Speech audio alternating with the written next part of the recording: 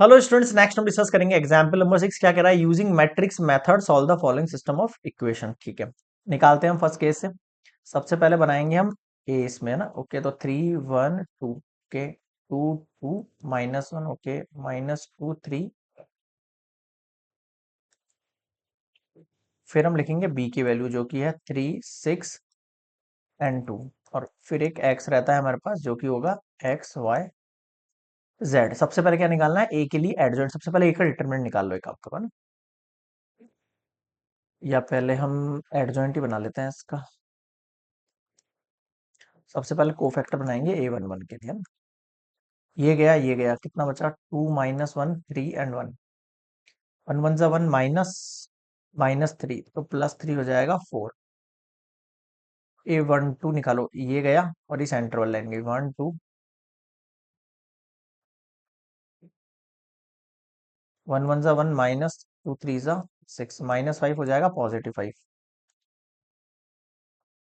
A12 A13 होगा पहले ना। ये लास्ट दोनों चले गए, 1 and 2 and 2 and -1। -1 -2 = 4, -5। यहाँ भी नेगेटिव लगेगा बाहर 2 1 के लिए। ये गया।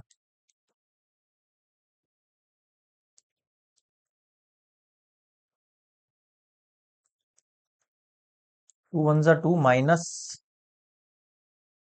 1 = 2, फिर माइनस, फिर 2 1 = 2। कितना हो गया? 0। समझ में आ रहा है? ये 2 से मल्टीप्लाई हुआ और ये पॉजिटिव का 2 होगा, फिर नेगेटिव लग जाएगा। बट 2 में से 2 गया, 0 हो गया। 2 1 आ गया। 8 2 2 का ले लो अब आप। सेंट्रल लाइन चलेगी पूरी। 3 and 2, -2 और 1। 3 1 = 3, माइनस, फिर 2 2 = -4, तो ये +4। कितना हो गया? 7 2 3 लास्ट लाइन। 3 2 और 2 और -1। 3 1 = -3, -2 2 = 4, -7 +7 हो गया। 3 1 पर आ जाओ। -2 3, 2 3 = 6, -2 2 = -4, तो ये +4 = 10। 3 2 पर आ जाओ। ये लास्ट वाली गई, ये गई।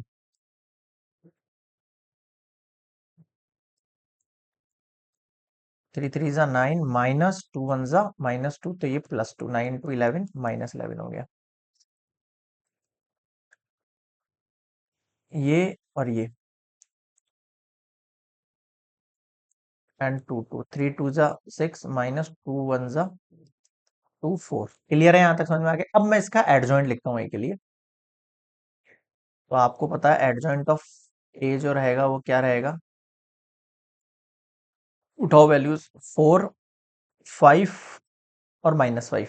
A11 A12 A13। 4 5 -5।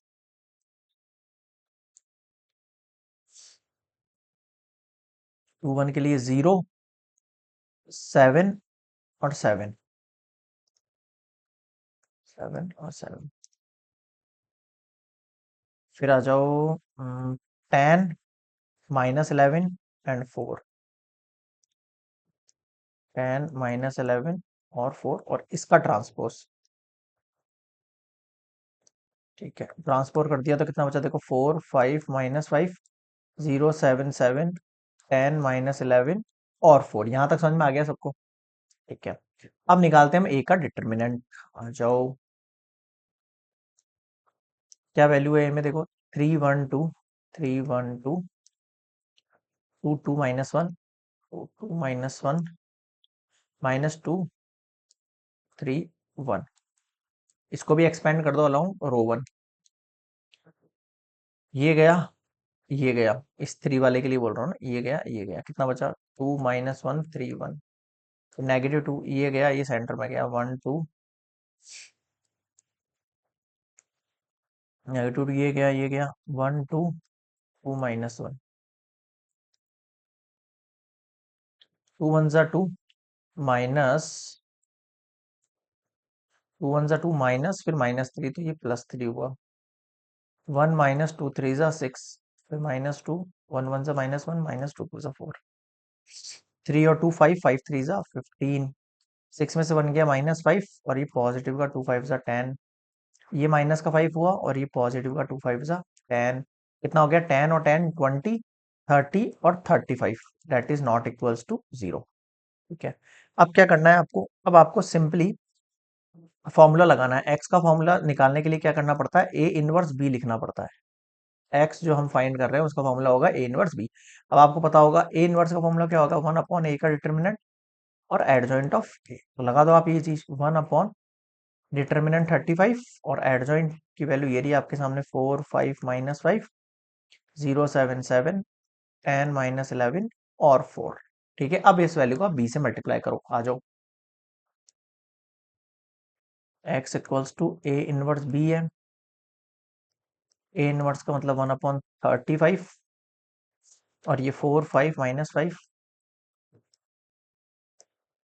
0 7 7 10 -11 और बी की वैल्यू है 362। करो मल्टीप्लाई, कैसे करोगे, देखो 1/35 को तो एज इट इज रख लो अभी थोड़ी देर के लिए, केवल रो से कॉलम करो, 4 3 जा 12, 0 6 6 0 और 10 से किया तो 20। फिर आ जाओ नीचे वाली पे, 5 3 जा 15, 7 6 जा 42 माइनस का 22। फिर इस पे आ जाओ, 5 3 जा 15, 7 6 जा 42, 4 2 जा 8, कितना बचा 20 30 32।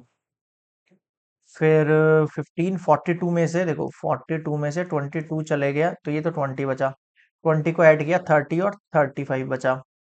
फिर इधर आ जाओ, 42 और 8 कितना हो गया 50, 52 में से फिर 15 गया तो कितना बच जाएगा तुम्हारे पास 35। ये आपके पास वैल्यू आ गई है, देख लो कितनी आ गई वैल्यू, 32 35 35। ये दोनों वैल्यू सेम आ रही है, ये डिफरेंट आ रही है, कुछ गड़बड़ तो नहीं है, चेक कर लेते हैं एक बार। 4 3 जा 12, 10 2 जा 20, 20 30 32। एक सेकंड एक सेकंड एक सेकंड, ये वैल्यू रॉन्ग तो नहीं उतार दी अपन ने कहीं पे, वेट अ मिनट। 3 1 2 2 2 -1, एक सेकंड में वापस वैल्यू देख लेता हूँ। इस वैल्यू को सही करो, ये गड़बड़ कर दी अपन ने यहाँ पर, ये 2 1 जा 2 होगा ये ना, तो ये 5 आएगा, एक जगह एरर से पूरा मामला गड़बड़ हो गया है। इसको सही कर लेना एक बार ना, ये 5 होगी वैल्यू, A11 की वैल्यू, यानी कि यहाँ पर 5 आएगा और फिर यहाँ पर भी 5 आएगा। ठीक है, यहाँ भी 5 आएगा और देन यहाँ भी 5 आएगा, फिर 5 3 जा ये 15 होगा। सही कर लो इसको, मिस्टेक्स का ध्यान रखना है अपन को बिल्कुल अच्छे से, है ना, जहां पर भी एक वैल्यू गड़बड़ हुई कि बस पूरा क्वेश्चन गड़बड़। ये 30, अब तीनों सेम हो गए, अब दिख रहे हैं ना, अब सेम। अब 1/35 को इससे डिवाइड करूंगा तो ये भी 1 ये भी 1 ये भी 1।